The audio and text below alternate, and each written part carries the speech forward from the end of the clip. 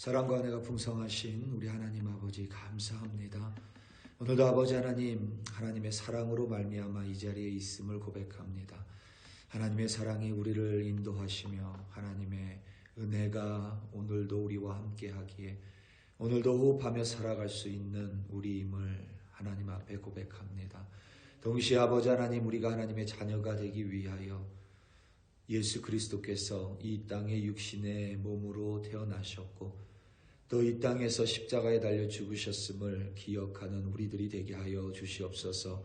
하나님은 사랑뿐만 아니라 공의로 이 세상을 다스리시며 또한 아버지 하나님의 사랑으로 우리를 끌어안아 주시는 줄 하나님 믿습니다. 그리하여 오늘도 이 세상을 살아가며 하나님의 공의를 적용해야 될 곳에는 공의를, 하나님의 사랑을 적용할 곳에는 사랑을 적용할 수 있는 지혜를 허락하여 주시옵소서. 감사합니다. 예수님의 이름으로 기도드립니다. 아멘. 여호수아 20장 1절에서부터 9절로 주님의 말씀을 증거합니다. 우리 다 함께 보시겠습니다. 능력받는 새벽기도, 응답받는 새벽기도, 성령과 함께하는 새벽기도. 할렐루야. 아멘. 사람이 모여 사는 곳에는 누가 의도하지 않더라도 저절로 원칙이라는 것이 생기기 마련입니다. 예를 들어서 새벽이라 죄송합니다만 식인종이 있죠. 우리가 이 식인종이 사는 곳이 있습니다. 그 식인종은 서로를 잡아먹으니까 서로가 서로를 대적하고 서로가 서로를 조심할 수밖에 없습니다. 길에서 동물을 만나면 무서운 것이 아니라 사람을 만나면 정말 무서운 사회가 이 식인 사회일 수밖에 없습니다. 식인종들은 서로 잡아먹습니다. 그런데 하루는 이들이 모여서 우리가 공동체를 이루자고 동의했습니다. 공동체를 이루기 위해 공동체를 이루자는 목적은 단언합니다. 왜냐하면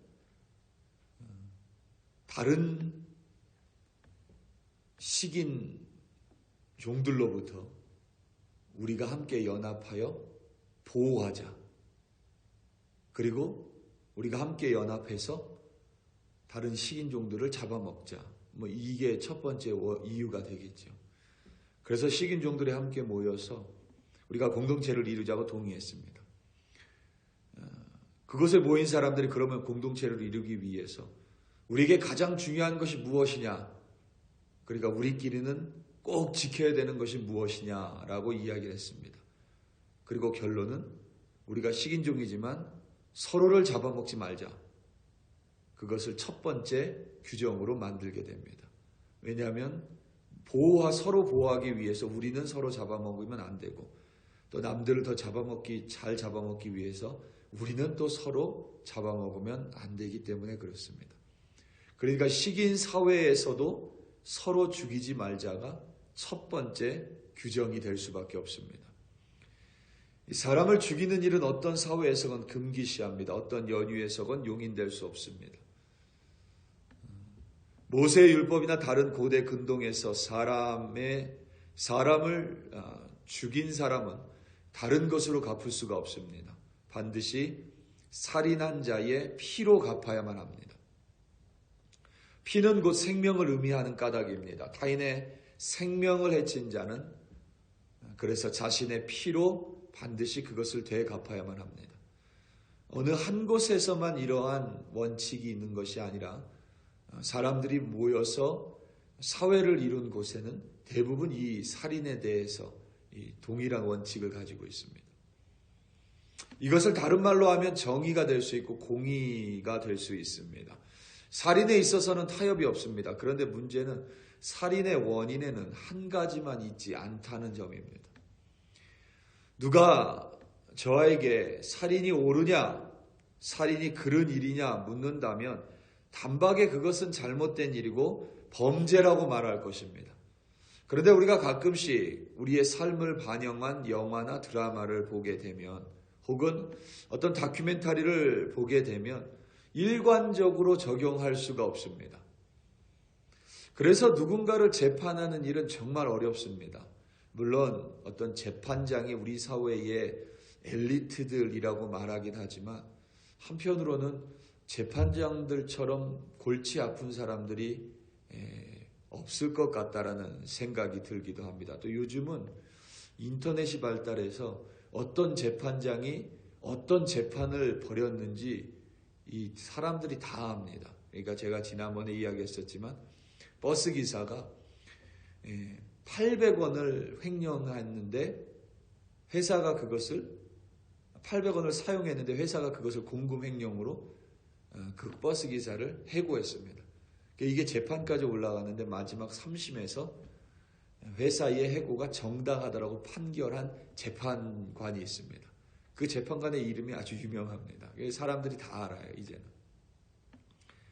누군가를 재판하는 일은 참 힘들죠. 안타깝게도 최근에 호주 시드니에서 총기 사건이 있었습니다. 제가 2000년도에 갔었던 해변가입니다. 유대인들의 축제인 한우카 기간 동안에 총기 난사를 했지요. 미국 브라운 대학교에서도 총기 사건이 있었습니다. 정확하게 범인에 대해서 아직 밝혀진 원인이 없습니다. 어떠한 경우에도 정당화될 수는 없습니다. 그런데 또 반면에, 물론 제가 그 사람들 입장에 서는 건 아니지만, 유대인들을 증오하는 사람들은 또 그들 나름대로의 이유를 가지고 있고, 그것을 정당화하고 또 그것을 전사라고 부르기도 합니다. 그들을. 그러니까 동일한 사건인데 한편에서는 아주 끔찍한 사건이고, 한편에서는 정당화하는 사건이 될 수 있습니다. 성경은 다른 이의 피를 흘리는 자에 대해서 자신의 피로 갚아야 된다라고 명명백백하게 말하지만 참 쉽지는 않습니다. 우리말에 이런 말이 있죠. 핑계 없는 무덤이 없다. 어떤 결과나 일이든지 반드시 그럴 만한 이유가 있다라는 뜻이고, 다른 면에서 보자면 무슨 일이든지 핑계를 만들어낼 수 있다는 의미입니다. 그런 원인이나 이유를 찾는 일이 쉽지 않습니다. 그리고 그것은 우리를 종종 어렵게 합니다. 물론 우리가 살아가면서 살인을 마주하는 경우는 별로 없습니다. 그런데 여러분도 알다시피 우리의 삶은 큰 일 때문에 힘든 것이 아니라 늘 사소한 일들 때문에 어렵습니다. 그러니까 예를 들어서 살인에 있어서 어떠한 기준을 적용할 것인가에 대해서는 의외로 사람들이 동의합니다. 그런데 우리가 살아가면서 꼭 이 살인이 정당하냐 정당하지 않냐라는 문제보다는 어떤 작은 일에 있어서 공의를 적용할 것이냐 아니면 긍휼이나 자비를 적용할 것이냐 이에 대해서 우리는 가끔 어렵고 또 힘들 때가 있습니다. 어디나 마찬가지입니다. 교단에 가도 마찬가지고 교육자협의회도 마찬가지고 우리 교회도 마찬가지입니다. 여러분 셀그룹도 규모가 작지만 마찬가지고 때로는 가족 안에서도 그런 게 있죠. 자녀들의 거짓말이 분명합니다. 그런데 끝까지 거짓말이 아니라고 우길 때가 있어요. 그럼 이걸 내가 한번 모르고 그냥 한번 품어줘야 되는가? 아니면 끝까지 이걸 밝혀내서 명명백백하게 공의를 드러내야 하는가? 이 또 부모의 성향에 따라서 조금씩 달라지기도 합니다. 그러다 보면 이제 배우자와 또 다툼이 있기도 하죠. 왜냐하면 배우자와 서로 의견이 다를 수 있기 때문에. 그렇기 때문에 이 공의와 자비의 문제는 사실 생각보다 쉽지는 않습니다. 오늘 본문이 도피성에 관련된 내용입니다. 1절에서부터 6절입니다. 여호와께서 여호수아에게 말씀하여 이르시되 이스라엘 자손에게 말하여 이르기를 내가 모세를 통하여 너희에게 말한 도피성들을 너희를 위하여 정하여 부지 중에 실수로 사람을 죽인 자를 그리로 도망하게 하라. 이는 너희를 위해 피의 보복자를 피할 곳이니라.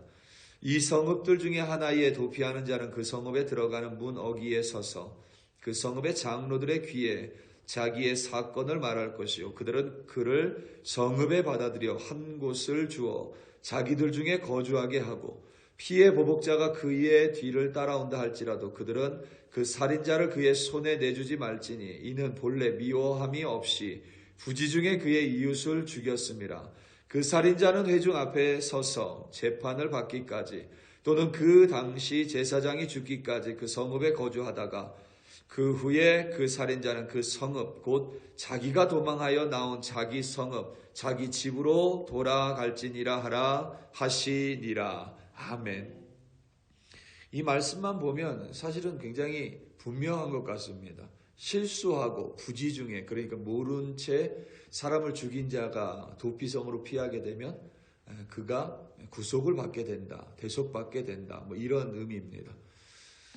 그런데 우리가 실제적으로 들어가 보면 막상 그렇게 쉽진 않습니다. 여러분 그런 거 들어보셨는지 모르겠지만 술 먹고 범죄하면 감형이 됩니다. 그거 혹시 아세요? 술 먹고 범죄를 저지르면 감형이 됩니다. 근데 우리가 생각할 때는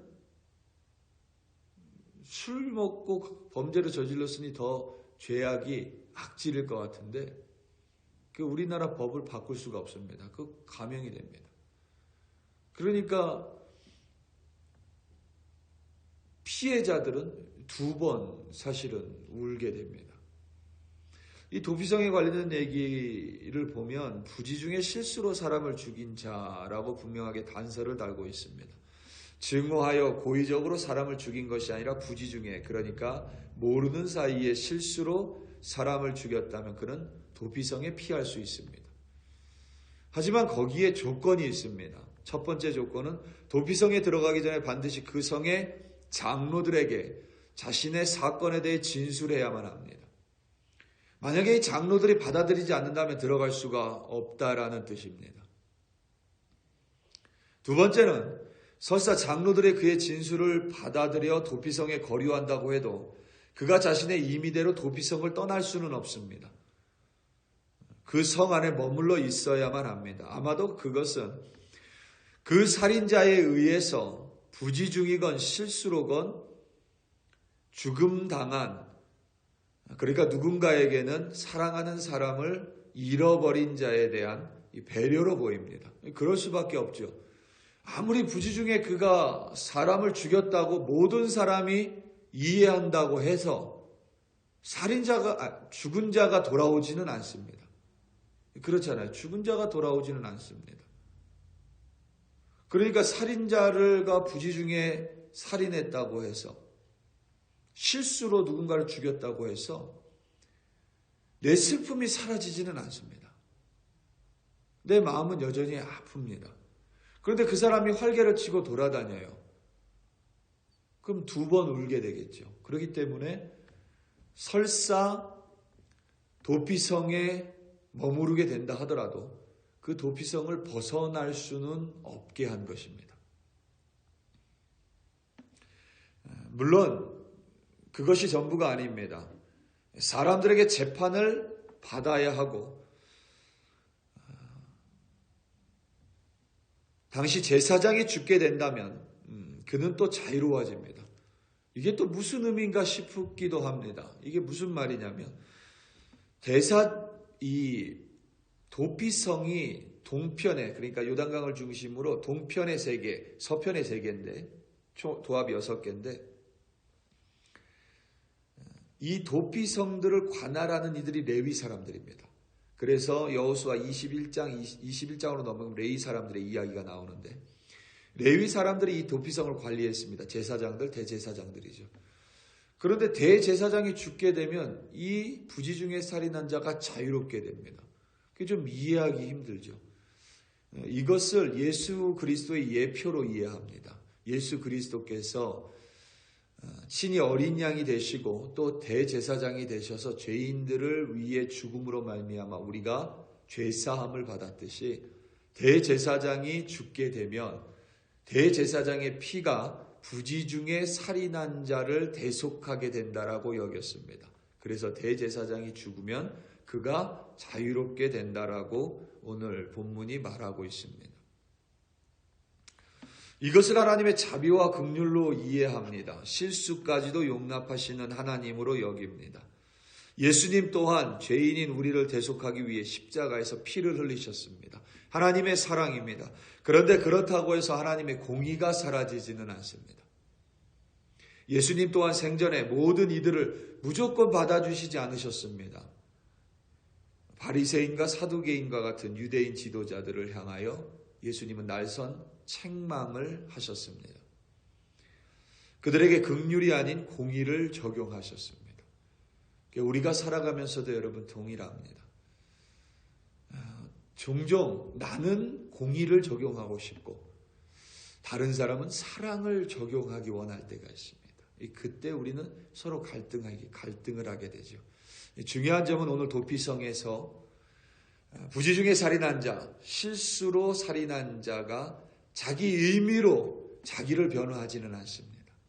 그 성에 있는 장로들 그리고 그 성에 있는 레위 사람들이 함께 모여서 결정한다라는 것입니다. 도피하는 사람은 자신을 받아주기 원하고 그리고 그 성읍의 사람들은 그 사람에 대해서 반드시 받아줘야만 합니다. 용납해줘야만 합니다. 그게 또 사랑일 수 있겠죠. 그래서 우리가 살아가는 세상은 생각보다 복잡하고 또 작은 일들 때문에 오늘도 우리는 괴로워할 수 있습니다. 그럴 때마다 여러분 이 두 가지를 늘 항상 기억하시기 바랍니다. 하나님은 사랑의 하나님이시며 동시에 공의의 하나님이십니다. 우리가 공의로 적용해야 될 것들이 있고 또 사랑으로 적용해야 될 것들이 있습니다. 그럼에도 불구하고 우리는 함께 더불어 살아가는 존재임을 또한 잊지 않으시기를 바랍니다. 우리 사랑하는 성도 여러분, 오늘 하루도 살아가며 하나님의 공의와 사랑을 기억하시고 또 그것을 분별할 수 있는 지혜를 간구하심으로 말미암아 오늘도 공의를 적용할 것에 공의를, 사랑을 적용할 것에 사랑을 바르게 적용함으로 말미암아 하나님과 함께 승리하시는 여러분들 되시기를 예수님의 이름으로 축원합니다. 다 함께 기도하시겠습니다. 우리 이 시간 함께 기도할 때에 강수목 집사님 위하여 합심하여 기도하겠습니다. 그리고 또 여러분 셀그룹의 몸이 아픈 형제자매들 위하여 합심하여 기도하겠습니다. 어제 키모테라피를 이제 처음이라고 할 수 있습니다. 처음으로 받았습니다. 퇴원하고 다행히 어떤 부작용이 아직까지는 어젯밤까지는 없다라고 이야기를 전해드렸습니다. 그럼에도 불구하고 오늘 하루 동안 이제 몸에 펌프를 달고 있어야 되고 오늘 가서 이제 펌프를 제거한다고 합니다. 의학이 하도 발달해서 정확하게 저도 어떤 방식인지 잘 그림이 그려지지는 않습니다. 감사한 것은 키모테라피라고 하고 그런데 일단 리액션이 없다라고 전해 들었습니다. 그래서 감사합니다. 잘 드셔야만 합니다. 그래서 이겨낼 수 있어야만 합니다. 하나님께서 힘과 능력으로 강수복 집사님 붙들어 주시기를, 그리고 또 여러분 셀그룹원들 가운데 몸과 마음이 또 불편하고 아픈 우리 형제자매들 위하여 우리 이 시간 다 함께 주여 한번 부르시고 합심하여 기도합니다. 주여, 할렐루야, 할렐루야, 할렐루야. 아버지 하나님, 이 시간 간절한 마음으로 합심하여 기도합니다. 특별히 아버지 하나님, 우리 글로리교회 형제자매로 불러주시며 서로 사랑하라고 불러주셨습니다. 때론 아버지 하나님, 서로의 관계 속에서 어려움을 겪을 수 있지만 아버지 하나님, 우리 한 사람 한 사람이 마음의 아픔과 또 몸의 병듦으로 말미암아 고통받고 있음을 우리는 외면하는 자들이 되지 않기를 바랍니다. 그리하여 우리는 간절히 기도합니다. 특별히 아버지 하나님, 강순복 집사님 기억하여 주시고 퇴원 후에 첫 번째로 키모테라피를 받았습니다. 아버지 하나님, 이길 힘을 주시옵소서. 아버지 하나님이 능력으로 붙들어 주사 아버지 하나님 음식을 잘 소화할 수 있도록 도와주시고 그 몸에 아버지 하나님의 강건함으로 함께하사 이 키모테라피를 잘 이겨낼 수 있도록 아버지 하나님 함께하여 주시옵소서. 부정적인 반응이 나타나지 않음을 감사합니다. 아버지 하나님, 붙들어 주사 이 암을 넉넉히 이겨낼 수 있도록 함께하여 주시옵소서. 또 아버지 하나님 우리 살아가며 마음이 병들 수 있습니다. 마음이 병든 우리 형제자매들 붙들어 주사 아버지 하나님 그 마음속에서 우울함이 떠나가게 하시고 하나님의 평안함으로 채워 주시옵소서. 좀 더 너그러운 마음을 허락하여 주시옵소서. 세상을 아버지 하나님 감싸 안을 수 있는 넉넉한 마음을 아버지 하나님 허락하여 주시옵소서. 아버지 하나님 나이 들어감에 따라 몸이 쇠약해질 수밖에 없습니다. 그럼에도 불구하고 오늘 하나님을 붙음으로 말미암아 강건한 우리들이 되게 하여 주시옵소서. 비록 아버지 하나님 몸에 연약함이 있을지라도 하나님을 믿는 믿음으로 이겨내며 승리하는 아버지 하나님의 치유하심을 경험하는 우리 글로리 교회 성도로 인도하여 주시옵소서. 우리는 아버지 하나님 이 세상을 더불어 살아갑니다. 때로는 하나님의 공의를, 때로는 하나님의 사랑을 적용할 수밖에 없는 상황 속에서 하나님 지혜를 허락하여 주시옵소서. 하나님의 말씀을 허락하여 주시옵소서. 그리하여 무엇보다 서로 더불어서 서로의 유익을 구하며 하나님의 공의와 사랑을 지키며 살아가는 우리 글로리 교회 공동체로 아버지 하나님 인도하여 주시옵소서. 할렐루야 할렐루야. 아버지 하나님 감사하고 감사합니다.